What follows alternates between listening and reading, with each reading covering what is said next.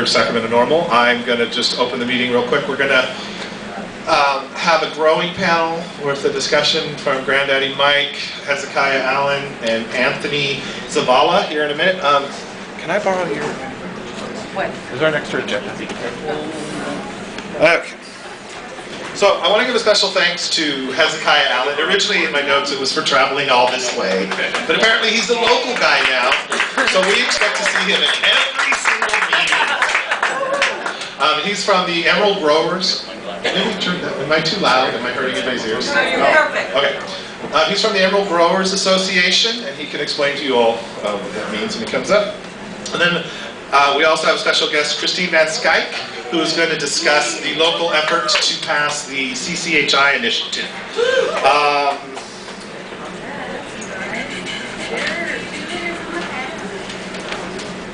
So I guess we're just going to start here, starting with me. I'm the first speaker for the day. My name is Ron Mullins. I'm kind of running by the seat of my pants. I was in Capitol all day waiting to try and lobby for SB 140, which is going to lump marijuana products in with nicotine products and make them all illegal anywhere but in the cigarette section. So now if you want to vape, you've got to go smell cigarettes. Unfortunately, well, I don't know if it's unfortunate, but they passed a law today, 277, forcing people to, or move through the committee to get vaccinations. And there was over 400 speakers ahead of us, so I didn't get a lobby, but I got a text from Ellen, and it was a 4-to-1 vote, and it went through so far without amendments. So, Which one we are? so this is SB 140, or 8140. So we're gonna, there is a clause, 80, right? No, SB 140. There is a clause, clause 27, that says it does not change any marijuana law, but really the only place that's protected is places like San Francisco that actually have a vape allowance on the law. So if you like Sacramento where we don't have a law, then the default law will be this 140, which is vaping only in tobacco approved areas. So we're fighting on that one. Yesterday there was a victory, AB 258, brought forward by, is it Asa? Assemblymember Levine. Levine and Asa was pushing big for it, Don Duncan, and Yami, Yamaleth, if everybody knows her on Facebook, she's a sweetheart. She traveled from LA and she testified, and then we all got to say we were for or against, and then we got to vote in favor of moving it forward. So that's a victory, and that's for transplants, organ transplants. If you are a patient, you cannot get an organ transplant. And then so they've got people's stories out there. We're actually going to get Anthony Zavala to tell his story, because on the reverse end, we apparently can't give our organs to our loved ones either if we test positive for cannabis. And he lost his father because of that. So these laws are destroying lives. Okay. So I'm going to call up the Deputy Director Richard Miller, and he has. He's on the list to have an announcement, but it says open. What do you have anything right there? I didn't have to announce. That's why I said. You don't? No, not really, but I do have something about A 250. I do have something to say about AB 258. It did pass overwhelmingly. It still has to go to the floor, and then it has to go to the Senate side. This was the first committee. It was in Health and Human, or Health and Safety. Thank you very much. It passed 10-3 with 1 abstention. So even though we won the first battle to go forward, we must go forward and take it to the assembly floor. So everybody needs to write the representative and let them know how important this bill is and move forward. And then it'll go on to the Senate after that. And our next issue is, okay, Ron, I can't see what that. That's all right. I got to make a quick announcement. I forgot to announce the raffle. We've got some great Brownie Mary Democratic Club. Marcia Blount donated these adorable pewter leaf earrings. We've got socks. If you've never used one of these, it goes in any bong. I won one. It's a prize like 2 months ago, and I use it all the time. Join anything. You don't have to put your lips where someone else's mouth is made. Amazing product. Hats, shirts, $1 a ticket. The lovely Michelle is over here selling tickets. If anybody brought a new person, let me know. You get a free, was it 2 free raffle tickets for that? And remember, for our next meeting, if you bring a new person, you get 2 free raffle tickets. Next up, we have an announcement from Kim Cargile with an open ASA update.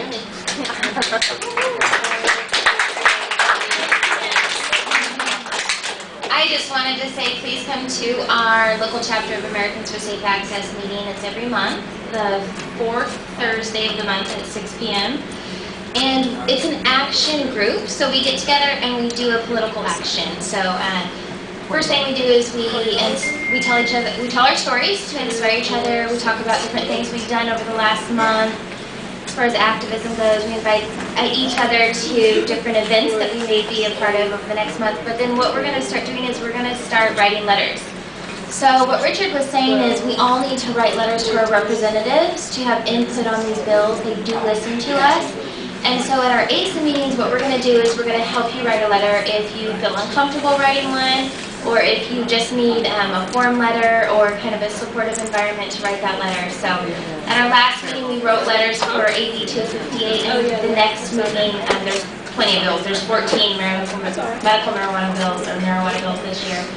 And so more are coming out every day. Another regulation bill came out. We have 4 regulation bills now.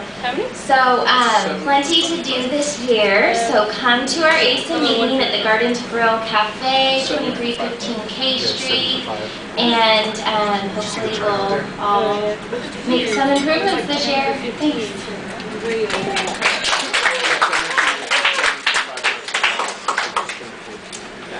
Hello everyone, my name is Jacqueline McGowan and I am the Communications Director on the Board of Directors for Sacramento Norml, and I have a Livermore update.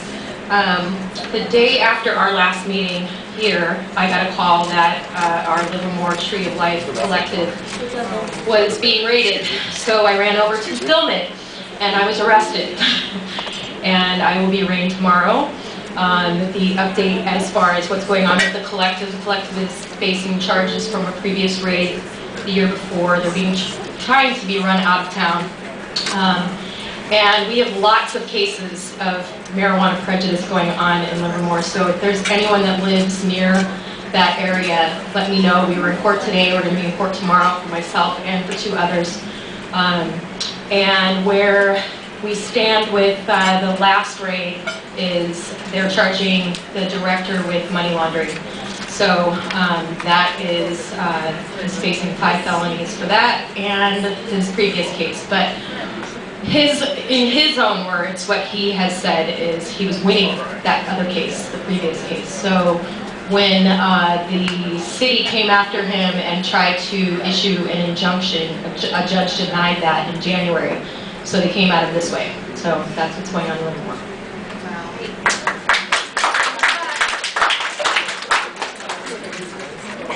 Hi, good evening. I am here to report on some of our members that belong to SacNORML and the Human Solution. The Pure Life Collective last week, they filed for a motion of return of property because they had not had any charges filed against them. The morning of that hearing, they went ahead and filed charges on all 4 of them, and I'm not exactly sure what counts, and I will find out when the next hearing date is, but they could really use some court support. Thank you. Oh, and also too, the Human Solution International just finished their operations manual. It's online if anyone's interested. It's awesome. They really did a great job on it. We'll put a link to that on our website, right? Okay, now to talk about IRS, we have Lynette Dave. Yay! Yeah, my favorite subject, IRS. We're getting into tax time. The IRS lady. But if you saw on the internet at all, Spokane, Washington actually had a case, but that wasn't with the federal government, that was with the state, and they actually sued, the dispensary sued the state, saying they shouldn't have to pay sales tax because cannabis is medicine, and they won. Yay! That's pretty amazing. I mean, I hope we take some lessons from that and we can go down, but I would just about bet that the state's going to appeal.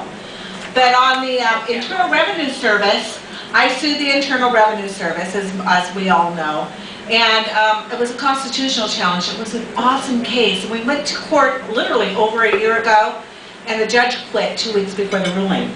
So they had to, by the way, the money it cost, They had to send another entire team from Washington DC last month to rehear the entire case. And it was a 2-day case, and my favorites, I think, on it was actually flying Elby in. And if you guys all know Elby, who's the federal cannabis patient, she was able to testify because she's a patient of CannaCare way back in 2006 and 7. So she is sitting here with this huge tin filled with cannabis in federal court. And we're going through the security line. She's got it in her purse. And I've got my purse right beside her, and we go through it, and I'm thinking, oh God, you know, we're going to go to jail before I even get up into the courtroom. And the security guards stop us, and they say, ma'am, can I look in your purse? They don't look in her purse, they look in my purse, because I have an ink pen in there that set off their alarm. So here they are going through my purse to look at the ink pen, when the purse in front of them is filled with 276 grams of cannabis, you know? So, yeah, I'm telling you, God is good. He is so good. So we went through the entire case, and even afterwards, the judge stopped it and he said, you know, this is an IRS case. Is there a dispute on numbers?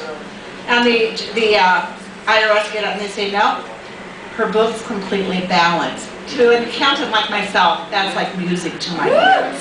So this is strictly a constitutional challenge. Is do dispensaries have the right to pay taxes the same as any other industry? And that was our entire case was built on that. We used the gay marriage rights as the Internal Revenue Service on the DOMA case actually has to allow deductions and pay benefits the same on gay marriages in states that are legal. We're a legal industry in our state. We're asking for the same types of rulings. We used the stock market. I bought a couple shares of GW Pharmaceuticals so that we could show that the federal government on the Federal Stock Exchange actually has the commerce of cannabis stock that is being bought and sold. We were able, all of these things we were able to get into the court case. Now, does that mean we're going to win? I don't know. And I won't know until the end of summer, actually, because now it happens now, 75 days, we have to file a brief, then we have to debate on the briefs, and then we get a ruling from the court. So I won't have a ruling on this case and probably until, I would say, July or August.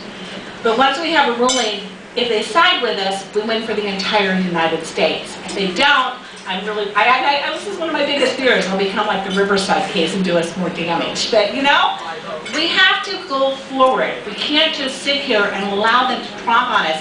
And as far as I could say, the Internal Revenue Service was acting like thugs. They're coming into your businesses and they're saying, if you give me a certain percentage of your gross sales, we'll allow you to operate. This is not Mexico. This is the United States of America. That does not fly. And so we have challenged it. And hopefully we'll know more as summer goes on.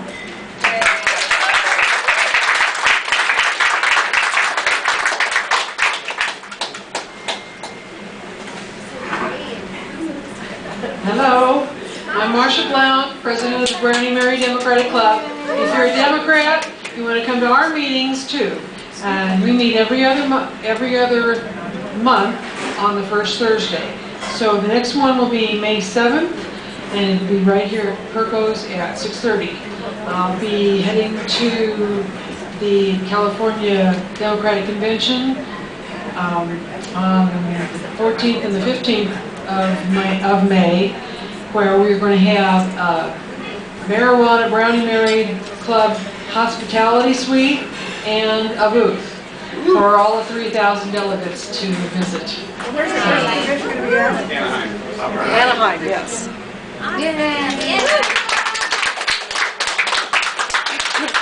Okay, we've got a few, well, first we have a few announcements. It doesn't say who's making them, so I'm making them.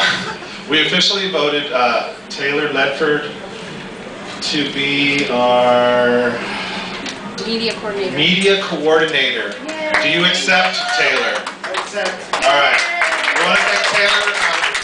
Taylor and I have been coordinating on the website. I don't know if you've been to our website, but it hadn't been updated in a long time, and now it is. And then Taylor was instrumental in the newsletter. All right, give some love to Michelle.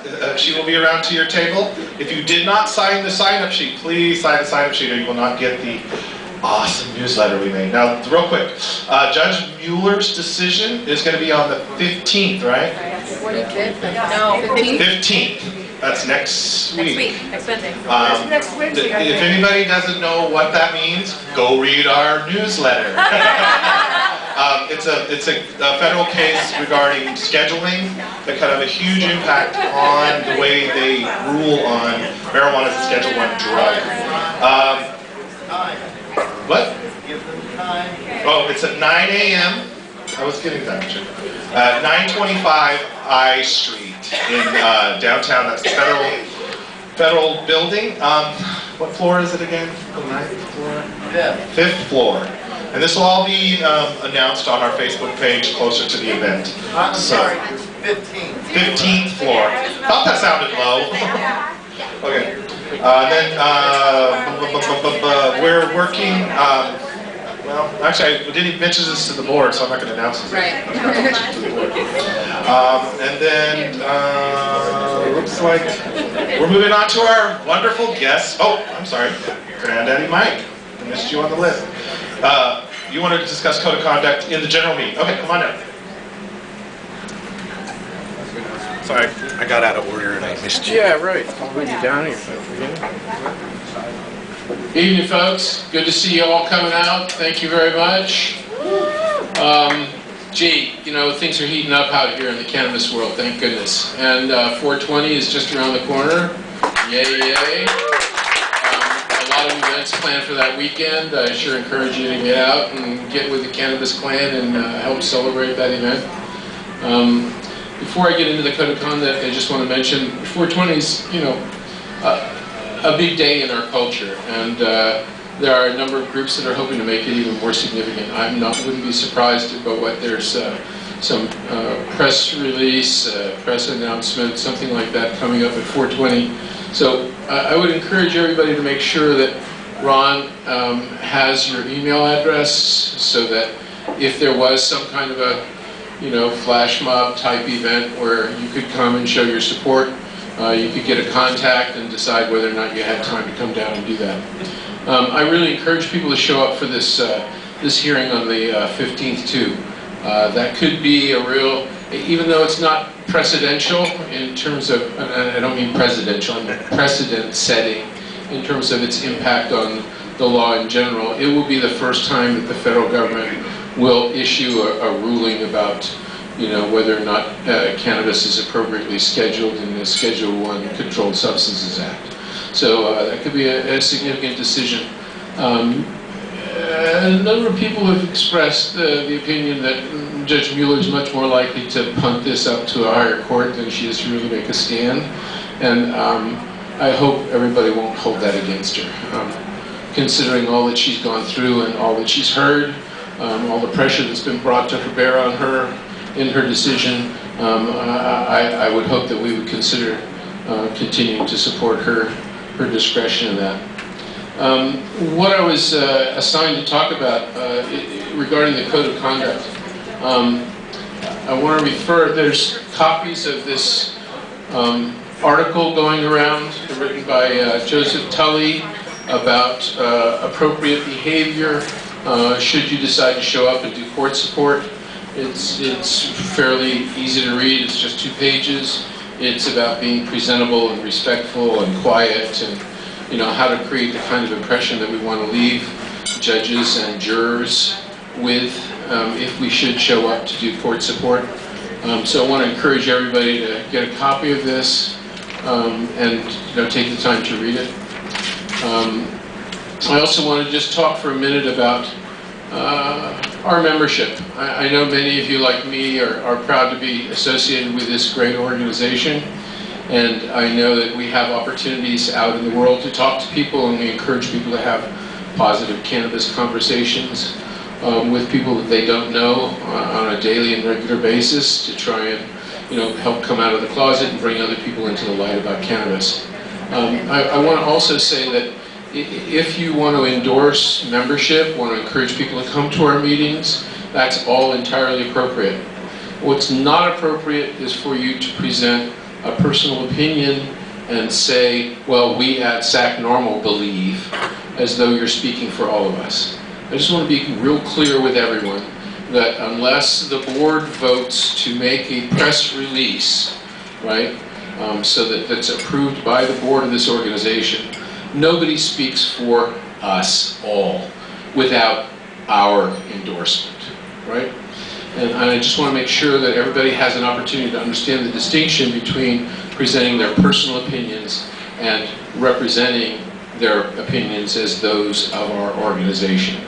As we are affiliated with SacNORML and ultimately with, national Norml, we have to be respectful of, their positions on things and make sure that we're not stepping on other people's toes. So I just want to bring that to everybody's attention so that we can all act responsibly. The other thing I just wanted to briefly announce is that what used to be the MCLR group has recently gone through integrating the California Artisan Cannabis Initiative and the AB 258 into what was our previous drafting. This document is still out online. It's still open for anybody that wants to make contributions to it. And I have a limited number of cards. But I'm willing to give everybody quickly this website address where you can go and look up this very comprehensive 23-page document. It's at http://bit.ly/MCLR16. Right, I do have 2 hard copies with me here today that are just 4 days off the press, and include. I'm happy and proud to say that the Artisan Cannabis Initiative, which is the Emerald Growers areas, not the Emerald Growers Association, but Omar Figueroa and Heather Burke spent a lot of time working with the growing community to come up with that initiative, and we're real pleased that we were able to integrate virtually all of their very great work into our document. So I encourage everybody to go and look at this. I think that's it for me now. Thank you. Sorry, I split our announcements because I realized I forgot the mic. One more announcement. Dr. John Cachet is now on our advisory board. Let's welcome him. We had a Now we're moving on to our guest speakers. Now you heard a little bit about MCLR. Already hitting the ground running is a California Cannabis Hemp Initiative. If you don't know the background, it's been around for a while. It's Jack Harer's child, right? Love child. And we have Christine Van Skyke. Did you want to talk to Betty? Or? No. Okay. She's going to tell us about their meeting last night and what they're going to do moving forward. All right, thank you, Scott. Hello. Yes, thank you very much. Hi. Hey, this is a great group. It's a big group tonight. Let's give it to ourselves. It's a great group. We definitely love SacNORML, and we definitely appreciate everybody's attendance. I am here representing the California Cannabis Hemp Initiative, our initiative that we hope to get onto the ballot in 2016. Everybody has something to talk about regarding the initiative and everything, but at this point, what we're doing is we're kind of gathering momentum, we're looking for volunteers, we're organizing the approach that we're going to take in order to do the signature gathering that will start this fall. This is a grassroots effort. It's something that supports, the initiative is unique because it supports the local community, the local farmers, and the local patients that are looking for a different way to describe the laws that currently are on the books. What's different about CCHI than the other initiatives is this is actually an attempt to change the existing law rather than to add new layers. So that's kind of just a brief overview. We really do encourage you to go and look and read through, participate in the gathering of our cohesive minds. Take a look at the CCHI initiative and see what you like about it, and see if it, it touches your heart. One of the most important things I think that a lot of people question about, I think one of the answers that I can give in advance is a lot of people are concerned because we say that there's a 99 plant threshold. And that is because we are focusing at the local agricultural community, the local farmers, and the local farmer families that are suffering tremendously in California right now because of the drought. So there's many, many fallow fields. There's millions of acres of agricultural fields south of the San Joaquin Bay Delta in the Southern California area that have been producing food for 3/4 of the world. These farmers and families can be supported through the California Cannabis Hemp Initiative because we provide the opportunity for that distinguish between what is a commercial agricultural production and what is a small family farm. So we're not really talking about what you're going to plant in your backyard or how much you need in order to smoke or medicate. We're talking about how to sustain California's economy through the farmers, through the farmer families, and through our excellent agriculture community presence that California has had, not only in the United States, but for the world. We feed the world, and we all know that hemp provides nutrients, industrial products. It is able to be sown and farmed with less pesticides. It provides half the water requirements that many of the current farmers are using in this very, very severe state of drought for the state of California. Rip out your almond orchards and plant hemp. That is our state. Okay? The second thing I wanted to say, if you don't mind me giving you time, I have a little anecdote story that I want to tell because Lynette's story about the stocks on the market. So, and I don't know if he's going to appreciate this, but my son was a senior in high school at Folsom High School. And in his economics class, they asked them to do a mock investment portfolio. So they gave them access to the current online investment opportunities in the stock market, but it was a mock profile. My son and 3 of his friends, who now have started a small company in Sacramento called Organic Concepts Company to support free medicine for cannabis patients.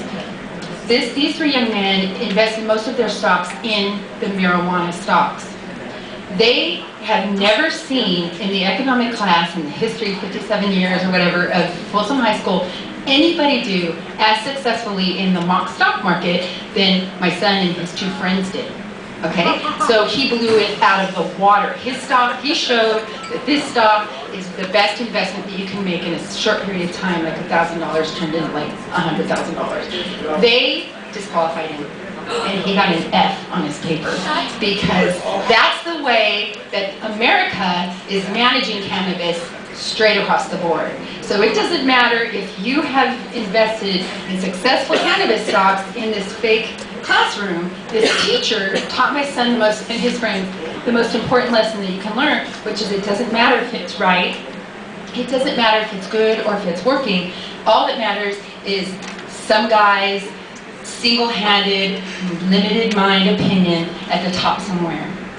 And that's an important lesson. So he said, I'm going to fight it, it's not fair. I'm like, you literally, that paper is going to take you to the future because you were turned down at a time when it was so critical to show, even though he won the prize, they failed him. Isn't that amazing? So that's it. That's what I have to tell you guys. So thank you very much. Lately, and been enjoying it. I'm learning how to relax a little bit. But I've gotten a lot of phone calls, a lot of emails, and a lot of what's going on, what happened with you, why are you leaving? You know, just all these crazy things. And here's the thing. Right now, Sacramento Norml is in better hands than it's ever been in, right from the very beginning. With the group that we got in there on the boards, and right now, in my personal opinion, it is the best group that could ever happen for Sacramento Norml. It's going to take, that board is going to take Sacramento Norml to the next level. And with 2016 coming up, we have to reach that next level, okay? And the big thing that I'm seeing is a unity thing, okay? People are putting differences off to the side and disagreements off to the side. And I'm seeing it not just with SacNORML, but I'm actually starting to see it in other areas in the industry. it's pretty amazing because it's a little bit of hope, okay? Because without the unity, 2016 isn't going to happen. It's really, really not. Got to put your differences off and go, yeah, it's okay to disagree. We're in America, okay? But I'm seeing that finally starting to happen. And it's like, yeah, okay. It's okay to sit back a little bit now. It's okay to let somebody else run the show. Because I know it's in good hands. I know we are going to succeed. And it's because of people like you. It's because of the new board. And it's like, yeah, for the first time in a long time, I can actually start to relax a little bit and know it's good. It's in the right hands. And I just want to let everyone know that, yeah, this new board, this new Sacramento Norml, has got my total support and blessings. It's like, thank you. Thank you very much. Thank you folks, okay? Really, thank you. Now, I only got one other thing to say, and by now you should probably have a pretty good idea what that would be. We know. Every day, Have a positive cannabis conversation with someone you don't know. awesome. Thank you. All right, we got all the housekeeping done, announcements. Now we're moving on to the main event. From here till the rest of the meeting, sans the raffle, which will be at the very end, we're entering the grower segment. Anybody here come for any of the announcements for Yuba or Butte? Because my people did not show up. Okay, well, I was told when I asked if I should give an announcement for Butte that it was so controversial that I needed to be careful what I said. But basically, there's a lot of stuff going on, and the Human Solution in Butte County is looking for support. There's Measure A. I just got a text when I was in the thing today. I didn't really hear it all, but it was from Ellen. So we got a lot of things going on about law, and in some of our areas, whether it's the Emerald Triangle or Butte, Yuba, where we have these lush lands where we are growing cannabis, it seems like that's where the big battlefields are right now, El Dorado County.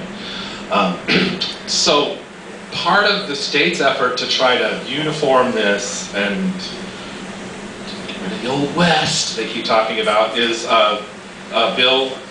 Assembly Bill 266, which right now is being moved forward from an original very controversial bill. And have they done any amendments on it yet? Yeah, there's all sorts of Okay, well, Hezekiah is going to tell us about it, and from a grower's perspective. So welcome, Hezekiah Allen from the Emerald Growers Association. Hey guys, can I talk like this? Yeah? No? Yes? What an amazing time to be here with all of you. Thank you so much for the opportunity, SacNORML. It is absolutely fantastic. I understand I have 10 to 15 minutes, so I'm going to tell you a bit more than just 266. I'm going to tell you about myself first, about the Emerald Growers Association next, and about the work that we're doing in the legislature to prep for 2016 and beyond. So I'm a third-generation cannabis farmer. I grew up in southern Humboldt County. I grew up on a small cannabis farm. My grandparents were some of the first in the early 60s. I had a ranch of my own until 2012 when I sold it to come down here to get more involved in politics and to ensure that the craft and artisan cannabis farms and businesses that have built California's global leading cannabis industry over the last 40 years in spite of prohibition, in spite of the utter failure in Sacramento to regulate medical cannabis, have a voice in the process and a face. No more will they talk about us as though we're criminals. Now they will talk to us like the proud crafts farmers that we are. Because that is what we are. So let me ask you a question. I'm all over the state constantly talking to folks. Who grows the best cannabis in the world? California. And when I'm in Nevada County, it's Nevada County. And when I'm in Santa Cruz, it's Santa Cruz. And Humboldt, wherever I am, they know that. And so what we're doing is working to connect all those dots in those communities on the map. And I bring with me a strong background as an environmentalist. I was the executive director of a watershed council managing $3 to $5 million budgets of public funding for several years before I switched hats and came over here. And it truly is an alignment of my passions in the early 21st century to be able to bring this multi-billion-dollar industry made up of tens of thousands of small businesses online using 21st century technologies, values, and standards. And we can do something truly amazing. We can build a multi-billion-dollar industry that produces jobs and opportunity for businesses of all types, for small businesses, for people of all backgrounds, just like we've been doing for 4 decades, we can continue to produce the highest quality cannabis, achieve the best medical outcomes, improve our research so that we can continue to be the most compassionate industry in the world, and because we've been doing that for 18 years, despite the failure in Sacramento, and we can do this sustainably. We could do this without overtaxing the natural resources of the state like so many other natural industries do for their continued profitability. And not only can we do this, we are doing it right now. Every single day, more members are coming on board, more partners are coming on board. Our movement is growing stronger. So what do? Spend about 40% of my time working on legislative strategy, working with various stakeholders, dozens of them, working in the building. I actually did make it through the full testimony for Leno's e-cig bill. We haven't taken a position, but it was important to be there, so I came straight from the building today. I spent about 30% of my time working on the 2016 initiative, prepping for that. I want to put out front, we've made no endorsements and we don't plan to. Our goal is to make sure that every single group that's working on this issue knows where the small farmers are, because we are organized, we are no longer faceless, and we are well-spoken and articulate, and we will communicate our interests to all of the stakeholders. And at the end of the day, I will challenge every single one of you to put it aside. Let go of it. Let's win together. It takes every single one of us. And let go of whatever entrenched bitterness you may have, and let's win in 2016. Let's right the wrongs of the war on drugs. Let's right those wrongs, and let's ensure that the people who benefit from that transition in law are the same people who grew up on the front lines like myself, who were on the front lines before I was even born, who have fought until today in Judge Mueller's courtroom, on the streets doing court defense all over the state, on the farms that still don't have business licenses. Let's ensure that those people, those humans, continue to be at the heart of the industry, continue to be at the heart of this movement. Let's keep compassion alive as we build a large, multi-billion-dollar industry creating potentially hundreds of thousands of green jobs in the state. And so what else do I do? That's about 70% of my time, 30% of my time I'm on the road all around the state, working with stakeholders, dozens of them, like I said, from the Drug Policy Alliance, Marijuana Policy Project, Reform California, California Coalition for Cannabis Policy Reform, California Cannabis Industry Association, SacNORML, our great friends. We've been all over the states, up in Washington talking about sustainability. We're going to Denver to present about the heritage of sun-grown cannabis. We're all over the world spreading a message of what we've done here in California, of what we've built, of why we're the global leaders and why we're proud of it, and why in California in 2015 in this legislative session we will do better than any other state, because we can and we have been. In 2016 we will do better than any other state because we can and we have been.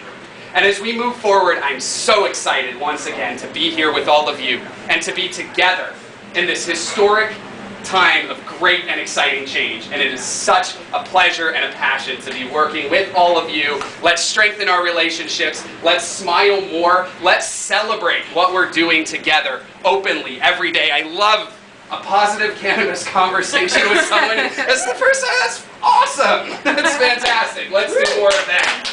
Yay! And so, you know, with 13 cannabis bills in the State House this year, there's a lot going on, as you might know. And Ron, you said, could I talk about AB 266? Do I have to? I don't like it.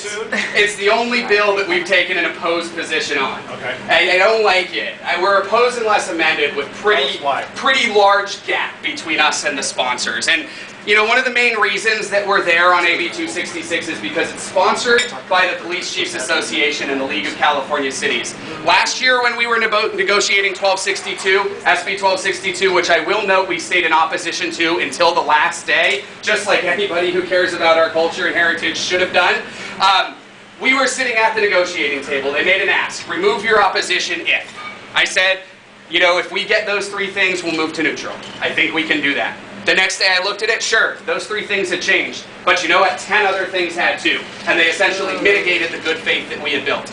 And burned me once, you know, shame on you. That's too bad. But if I go back to that table and expect better outcomes, that's my bad. And I will not do that to the community that's entrusted me with this honor to be here speaking today. So I don't want to talk about AB 266. What I do want to talk about is Assembly Bill 243. And this is a historic regulatory bill for a simple reason. Next Wednesday, in the morning, 15th floor of the Fed courthouse over here, go see the ruling from Judge Mueller's court case. But in the afternoon, if you're still in town, come join us in the Assembly Ag Committee. And this is the first time a cannabis regulatory bill has been heard by the Agricultural Committee in California, in either house. How many people here know how cannabis, does it grow? Is there soil, water, light? Sounds like agriculture, doesn't it? It's not alcohol? Why have we never had a conversation in the Ag Committee? Why have we never formally talked with the part of the government that has expertise in helping to regulate? Because you know what? There is an environmental crisis. There is a public safety crisis. Unregulated commercial agriculture does have negative impacts on communities and watersheds. And you know how we can solve that? We can regulate agriculture. Go figure. So next Wednesday, actually, at 12 o'clock, we're hosting a lunch and a reception. My coordinator couldn't make it, so it's his fault that I don't remember where it is. But it is on our website, which I'm going to give this to you guys several times in the next few minutes because I think I have a few more of them. www.emeraldgrowers.org. There's a link up top called Take Action. Under that, there's a link called Attend an Event. We've got dozens of events statewide in the next few weeks. We'd love to see you. Tonight, we're at Women Grow in Oakland. While I'm here, we're all over the state every night. So there's a lot going on. And the information about the ag hearing will be there. We've printed some shirts. I am a farmer, or I love my farmer. Free shirts. Come out to lunch. Come to the hearing with us. And I'm going to tell you right now, before I went to the hearing with Assemblymember Leno's SB 140, to bear witness to that circus, I was in Assemblymember Wood's office. And Assemblymember Wood is a freshman from the North Coast. I actually ran against him for a couple of months at the start of the campaign, but I realized that I was probably too young, didn't have enough money, all those things. Whatever it is. Turns out he's a great guy. And I was so happy to suspend my campaign and endorse him. And this afternoon really proved why. Just 3 months into his term, he's brought this bill, and he's brought it in the face of the Farm Bureau, he's brought it in the face of Big Ag. He's brought a bill that will begin the process of regulating cannabis cultivation, commercial cannabis cultivation, and he's brought it by listening very carefully to all the stakeholders. Law enforcement, local government, yes, but also us. And I'm so pleased to announce that we are in a support if amended position. We do have a few issues that we're trying to work out, but we will be asking our membership and the small farmers and everyone around the state who loves the small farmer to come out and support Assembly Bill 243 in the Agricultural Committee. Help us move this bill through to the next step so that we can work on developing a few of our policy priorities in greater detail. Tiered business licensing. Who thinks somebody growing 10 acres of cannabis should be subject to higher licensing fees and more onerous regulation than somebody growing 100 plants? No? Yes. No higher regulation? Same thing from 10,000 plants to 1,000? We would like to see tiered business licensing. The same way a craft brewing company has special market privileges that Budweiser doesn't, a small craft cannabis farm should have the same marketing privileges. And the same way that small businesses are rewarded through incentive programs, we think the same. So we're supporting increased enforcement for environmental crimes. We're supporting increased investment in law enforcement. And the reason that we're doing it is because in exchange for that support, we're feeling confident that we can get access to existing incentive programs. We've identified 5 of them. The UC Davis Sustainable Ag Research Program is an existing and funded incentive program that cannabis farmers are currently excluded from. Again, the UC system has a pest management research program that provides technical support to farmers all over the state to manage pests. We get into the marketplace and we're not excluded by unfair and unreasonable regulation. We will have a future together. So next Wednesday, AB 243, love to see you guys there. Please go to the website, www.emeraldgrowers.org. There's a ton of other events. I'm happy to talk more about specific policy issues, take questions. Looks like there's a few of them. Let's start over there. The bill itself is a one-page bill. It is. And it puts everything basically under the Fish and Game and Water Board districts. You're comfortable with that type of regulatory system?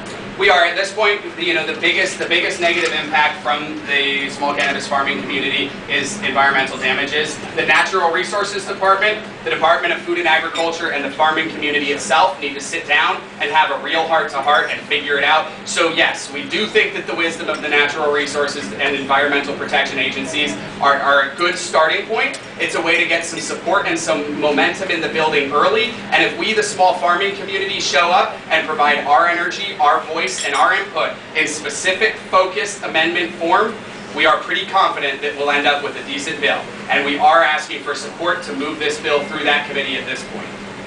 Yep. Are you talking with the state California Grange? I know Absolutely. In El Dorado County, our Pleasant Valley Grange, the president is the president of that Grange. I'm a member of that. But I haven't become active.